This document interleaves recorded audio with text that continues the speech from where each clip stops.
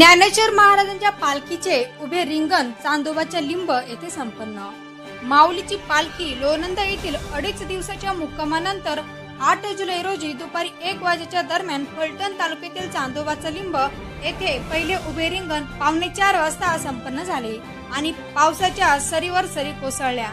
2.5 तास पावसामध्ये प्रत्येक दिंडी पायी प्रवास करत होत्या आणि अखेर तरडगाव मुक्कामी पालखी सोहळा विसावला।